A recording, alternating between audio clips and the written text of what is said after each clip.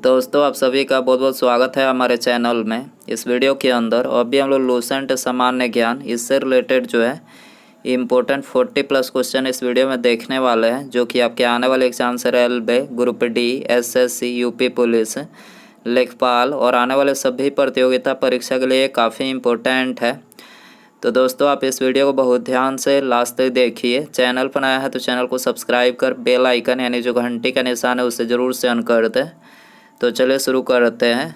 देखिए यहाँ पर हमारा पहला क्वेश्चन दिया गया है, भौगोलिक विस्तार के आधार पर भारतीय कृषि अनुसंधान परिषद यानी ICAR ने भारतीय मिट्टी को कितने भागों में विभक्त किया है।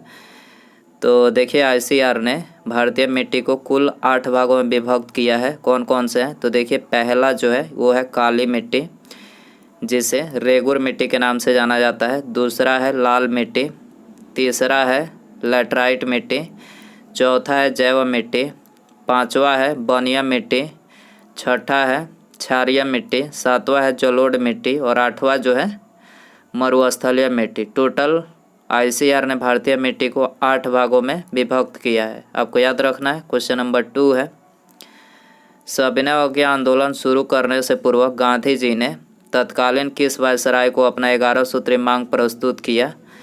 तो गांधी जी ने अपना 11 सूत्री मांग जो है ये लॉर्ड इरविन को प्रस्तुत किया था। ठीक है, करेक्ट आंसर ऑप्शन ए हो जाएगा। इसके अलावा सविनय अवज्ञा आंदोलन की बात करें तो सविनय अवज्ञा आंदोलन इसकी शुरुआत 12 मार्च सन 1930 को जो है इसकी शुरुआत हुई थी। और लॉर्ड इरविन की कार्यकाल की बात करें तो देखिए इसका जो कार्यकाल था वो 3 अप्रैल 1926 से 18 अप्रैल 1931 तक जो था इसका कार्यकाल था। क्वेश्चन नंबर 3 है, निम्नलिखित में से कौन सी पुस्तक महात्मा गांधी द्वारा नहीं लिखी गई है। तो गांधी जी ने इनमें से कौन सी पुस्तक नहीं लिखी है। तो गीता रहस्य जो है ये पुस्तक गांधी जी के द्वारा नहीं लिखा गया है। ये किसके द्वारा लिखा गया है? बाल गंगाधर तिलक। आपको याद रखना है, गीता रहस्य बाल गंगाधर तिलक के द्वारा लिखा गया है। जबकि ये तीनों जो है हिंद स्वराज, मेरे सपनों का भारत और सत्य के साथ मेरा प्रयोग, ये तीनों जो है महात्मा गांधी जी ने लिखा है। शिव समुद्रम परियोजना किस नदी पर अवस्थित है? शिव समुद्रम परियोजना किस नदी पर अवस्थित है? तो ये कावेरी नदी पर अवस्थित है। करेक्ट आंसर ऑप्शन डी हो जाएगा। क्वेश्चन नंबर 5 है, पौधे का कौन सा भाग जो बीज के प्रांकुर से विकसित होता है कहलाता है। तो देखिए ये कहलाता है तना। ठीक है, पौधे का कौन सा भाग जो बीज के प्रांकुर से विकसित होता है कहलाता है तना कहलाता है। करेक्ट आंसर बी हो जाएगा। क्वेश्चन नंबर 6 है, राष्ट्रपति प्रधानमंत्री की नियुक्ति करता है तथा उसके परामर्श पर अन्य मंत्रियों की नियुक्ति करता है, किस अनुच्छेद में वर्णित है। तो देखिए ये वर्णित है अनुच्छेद 75 में। ठीक है, राष्ट्रपति प्रधानमंत्री की नियुक्ति करता है तथा उसके परामर्श पर अन्य मंत्रियों की नियुक्ति करता है, किस अनुच्छेद में है? अनुच्छेद 75 में है। इसके अलावा अनुच्छेद 51 की बात करें तो देखिए इसमें जो है अंतर्राष्ट्रीय शांति और सुरक्षा की अभिवृद्धि, अंतर्राष्ट्रीय शांति और सुरक्षा की अभिवृद्धि का प्रावधान है अनुच्छेद 51 में। अनुच्छेद 85 की बात करें तो इसमें जो है संसद के सत्र और विघटन का प्रावधान है, संसद के सत्र और विघटन का प्रावधान है। और अनुच्छेद 81 की बात करें तो इसमें जो है लोकसभा की संरचना का प्रावधान दिया गया है। क्वेश्चन नंबर 7 है, भारतीय संविधान के किस अनुच्छेद में राज्यपाल की नियुक्ति का प्रावधान है। भारतीय संविधान के किस अनुच्छेद में राज्यपाल की नियुक्ति का प्रावधान है। तो करेक्ट आंसर डी हो जाएगा। अनुच्छेद 155 में जो है राज्यपाल की नियुक्ति का प्रावधान है। इसके अलावा अनुच्छेद 82 की बात करें तो इसमें जो है प्रत्येक जनगणना के पश्चात पुनः समायोजन का प्रावधान है। अनुच्छेद 112 इसमें वार्षिक वित्तीय विवरण, बजट जिसको बोला जाता है वार्षिक वित्तीय विवरण, इसका प्रावधान है। और अनुच्छेद 341 की बात करें तो इसमें अनुसूचित जातियाँ और अनुसूचित अनुसूचित जातियों से ये प्रावधान इसमें दिया गया है अनुच्छेद 341 में। और अनुच्छेद 342 की बात करें तो इसमें अनुसूचित जनजातियों का प्रावधान दिया गया है। निम्नलिखित में से कौन सा कथन सत्य है? निम्नलिखित में से कौन सा कथन सत्य है? तो करेक्ट आंसर ऑप्शन बी हो जाएगा। कथन टू केवल कथन 2 जो दिया गया है, संवेग के 2 गुना होने से गतिज ऊर्जा 4 गुना हो जाता है, तो ये कथन सत्य है। रक्त क्या है? तो देखिए रक्त जो है ये है एक संयोजी ऊतक, एक कनेक्टिव टिश्यू। ठीक है, रक्त क्या है? संयोजी ऊतक है, ये आंसर हो जाएगा। चतुर्थ आंग्ल मैसूर युद्ध का क्या कारण था? चतुर्थ आंग्ल मैसूर युद्ध का क्या कारण था? तो देखिए इसका जो कारण था वो था टीपू सुल्तान का फ्रांसीसियों से संबंध। टीपू सुल्तान का फ्रांसीसियों से इसका संबंध था। निम्नलिखित में से कौन सा पर्वत श्रृंखला भारत से संबंधित है? निम्नलिखित में से कौन सा पर्वत श्रृंखला भारत से संबंधित है? तो करेक्ट आंसर ऑप्शन ए हो जाएगा। नामचा बरुआ जो है ये भारत से संबंधित है। इसके अलावा माउंट एवरेस्ट की बात करें तो ये कहाँ पर है? नेपाल में है। और धौलागिरी की बात करें तो ये कहाँ पर है? ये भी नेपाल में है। ये मकालू पता नहीं ये कहाँ पर है। मकालू यदि आपको पता हो तो कमेंट में ज़रूर इसका आंसर बताएं। ठीक है, भारतीय संविधान की उद्देशिका में न्याय शब्द के लिए किस रूप में उल्लेखित है? भारतीय संविधान की उद्देशिका में न्याय शब्द के लिए किस रूप में उल्लेखित है? तो न्याय शब्द के लिए जो है कानूनी रूप में उल्लेखित है। ठीक है, करेक्ट आंसर सी हो जाएगा। सन 1905 में बंगाल के विभाजन की घोषणा किस कारण से की गई? सन 1905 में बंगाल के विभाजन की घोषणा किस कारण से की गई? तो ये की गई एक मुस्लिम बहुल प्राप्ति की स्थापना के कारण से। एक मुस्लिम बहुल प्राप्ति की स्थापना के कारण से 1905 में बंगाल विभाजन की घोषणा की गई। भारतीय राजनीतिक व्यवस्था में इनमें से किसका सर्वोच्च स्थान है? भारतीय राजनीतिक व्यवस्था में इनमें से किसका सर्वोच्च स्थान है? तो देखिए सर्वोच्च जो स्थान है वो है संविधान का। ठीक है, करेक्ट आंसर सी हो जाएगा। कीटभक्षी पौधे जिस मृदा में उगते हैं उस मृदा में कमी रहती है। तो देखिए उस मृदा में जो कमी रहती है वो नाइट्रोजन की कमी रहती है। करेक्ट आंसर सी हो जाएगा। चतुर्थ आंग्ल मैसूर युद्ध कब हुआ था? चतुर्थ आंग्ल मैसूर युद्ध कब हुआ था? 1799 में हुआ था। करेक्ट आंसर ये हो जाएगा। स्वतंत्रता प्राप्ति के बाद 1949 में राष्ट्रीय आय के अनुमान के लिए किसकी अध्यक्षता में राष्ट्रीय आय समिति का गठन किया गया था? तो राष्ट्रीय आय समिति का जो गठन किया गया था पीसी महालनोबिस की अध्यक्षता में किया गया था। बी आंसर हो जाएगा। विद्युत तरंग की खोज किसने किया था? विद्युत तरंग की खोज किसने किया था? हेनरिक हर्ट्ज ने किया था। करेक्ट आंसर ये हो जाएगा। भगत सिंह को फांसी की सज़ा सुनाने वाला न्यायाधीश कौन था? भगत सिंह को फांसी की सज़ा सुनाने वाला न्यायाधीश कौन था? तो ये था जेसी हिल्टन। याद रखना है जेसी हिल्टन था। करेक्ट आंसर ये हो जाएगा। खिलाफत आंदोलन के प्रमुख नेता कौन थे? खिलाफत आंदोलन के प्रमुख नेता कौन थे? तो मौलाना मोहम्मद अली एवं शौकत अली। मौलाना मोहम्मद अली और शौकत अली थे। डी आंसर हो जाएगा। निम्नलिखित में से कौन सा कप का संबंध फुटबॉल से नहीं है? तो करेक्ट आंसर ऑप्शन ए हो जाएगा बेटन कप।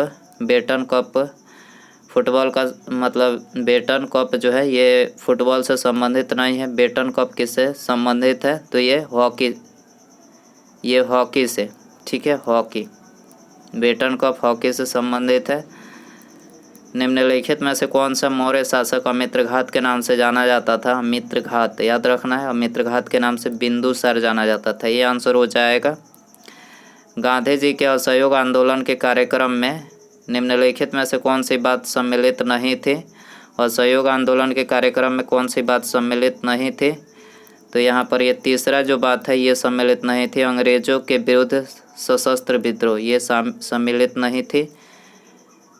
ठीक है, अगला क्वेश्चन है मनुष्य के शरीर के किस अंग में लिम्फोसाइट कोशिका का निर्माण होता है? लिम्फोसाइट का निर्माण होता है। तो लिम्फोसाइट कोशिका का निर्माण कहाँ पर होता है? तो देखिए ये होता है अस्थि मज्जा में। ठीक है, तो आंसर हो जाएगा डी। 44वें संविधान संशोधन के पश्चात अनुच्छेद 352 के तहत घोषित राष्ट्रीय आपात के प्रमुख आधार क्रमशः कौन कौन से हैं? तो राष्ट्रीय आपात के जो प्रमुख आधार है तो ये है युद्ध, बाह्य आक्रमण और सशस्त्र विद्रोह। युद्ध, बाह्य आक्रमण और सशस्त्र विद्रोह है। करेक्ट आंसर सी हो जाएगा। संघ लोक सेवा आयोग के सदस्यों का कार्यकाल कितने वर्षों का होता है? तो ये 6 वर्षों का होता है। करेक्ट आंसर सी हो जाएगा। 27 है। भारतीय संविधान का कौन सा अनुच्छेद है व्यक्ति के विदेश यात्रा के अधिकार को संरक्षण प्रदान करता है? व्यक्ति के विदेश यात्रा के अधिकार को संरक्षण प्रदान करता है। तो यह है अनुच्छेद 21। करेक्ट आंसर ये हो जाएगा।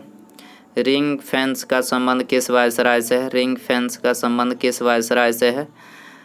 वारेन हेस्टिंग से है। ठीक है, करेक्ट आंसर ऑप्शन बी हो जाएगा। सन 1939 में बिहार में अलबरी सत्याग्रह का नेतृत्व किसने किया था? अलबरी सत्याग्रह का नेतृत्व किसने किया था?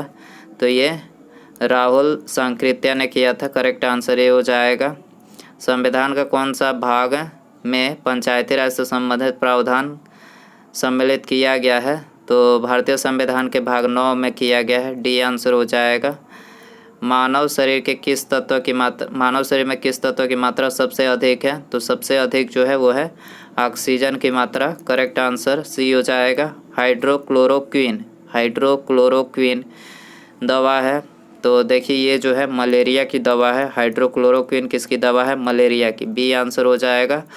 महात्मा गांधी को अर्धनग्न फकीर किसने कहा था? महात्मा गांधी को अर्धनग्न फकीर किसने कहा था? तो ये विंस्टन चर्चिल ने बोला था। ठीक है, बी आंसर हो जाएगा। 1946-47 की अंतरिम सरकार में वल्लभ भाई पटेल निम्नलिखित में से किस विभाग के मंत्री थे? तो वल्लभ भाई पटेल जो थे ये गृह विभाग के मंत्री थे। बी आंसर हो जाएगा।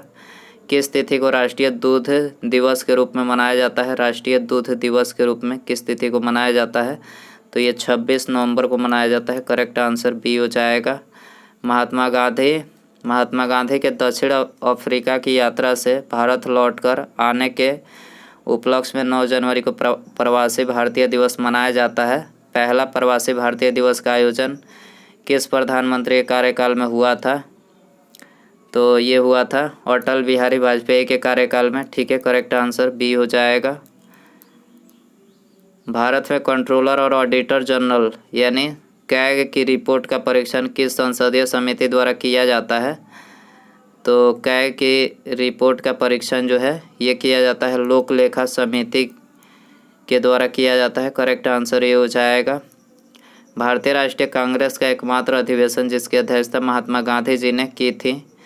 तो करेक्ट आंसर ऑप्शन ए हो जाएगा। बेलगांव अधिवेशन 1924 की अध्यक्षता जो है ये महात्मा गांधी जी ने किया था।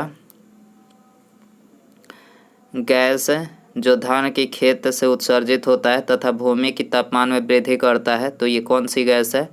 तो ये है मीथेन गैस। ठीक है, करेक्ट आंसर सी हो जाएगा। अंडमान एवं निकोबार द्वीप समूह की सर्वोच्च चोटी कौन सी है? अंडमान और निकोबार द्वीप समूह की सर्वोच्च चोटी सैडल पीक है। करेक्ट आंसर बी हो जाएगा। भारतीय शास्त्रीय नृत्य की सबसे पुरानी शैली है? भारतीय शास्त्रीय नृत्य की सबसे पुरानी शैली है भरतनाट्यम। ठीक है, करेक्ट आंसर सी हो जाएगा।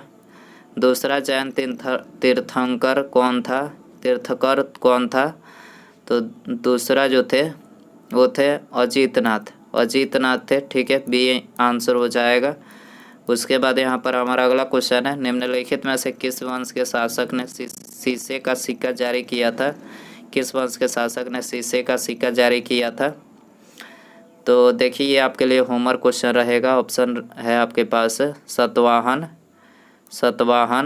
गढ़वाल, राष्ट्रकूट वंश या फिर प्रतिहार वंश। तो दोस्तों आपको इसमें बताना है कि किस वंश के शासक ने शीशे का सिक्का जारी किया था। तो दोस्तों यदि आपको इसका आंसर पता हो तो कमेंट बॉक्स में ज़रूर बताएं, और वीडियो पसंद आया हो तो प्लीज़ वीडियो को लाइक करें, अपने दोस्तों में शेयर करें, और चैनल पर आया है तो चैनल को सब्सक्राइब करके बेल आइकन ऑल नोटिफिकेशन पर क्लिक कर दें, ताकि जब भी मैं कोई न्यू वीडियो अपलोड करूं उसका नोटिफिकेशन जो है आपको सबसे पहले मिल सके। तो सब्सक्राइब करने के बाद बेल आइकन ऑन रखें। ठीक है, मिलते हैं अगले वीडियो में। नमस्कार, जय हिंद, जय भारत।